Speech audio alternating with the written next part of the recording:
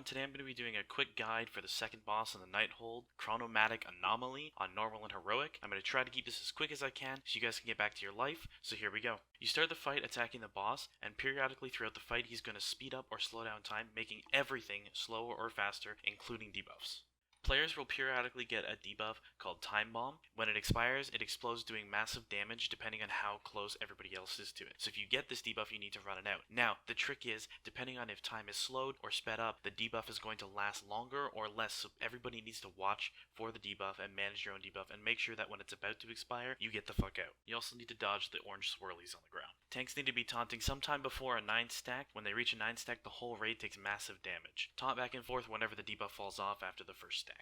Healers need to watch for a debuff called Time Release. It creates an absorption shield that absorbs healing. The only way to get rid of it is to heal through it. If you don't heal them all up in time, it does raid-wide damage. Throughout the fight, the boss will spawn a big ad somewhere around the room. You need to kill and interrupt this. When that ad dies, it's going to split into 4 smaller ones, which you also need to kill and interrupt. Now here's where it gets a little bit more complicated. Once you kill the big ad, in the middle of the 4 ads, there's going to be some type of cloud. It's like an arcane, weird, hard to see particle effect. A tank needs to click on this, and it's going to give them an extra action button. Shortly after this, the boss is going to start channeling into the pillar in the middle a spell called Power Overwhelming.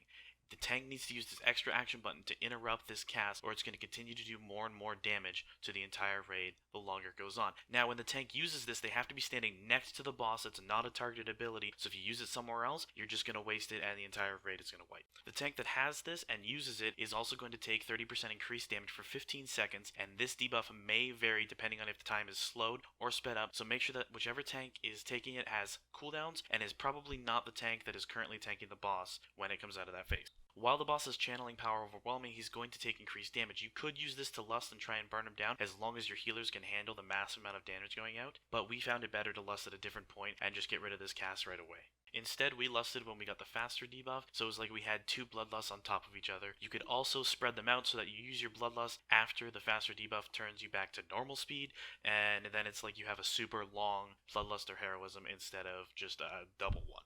The last thing is, while he's casting Power Overwhelming, arcane circles are going to come out from the pillar in the center. They get farther away from each other as they travel out, so the further away you can get, the easier it is for you to squeeze between them. We found that when he was in the faster phase, 4 of these waves would come. When he was in the slower phase, only 1 or 2 of these waves would come. It's pretty easy to deal with as long as you're paying attention.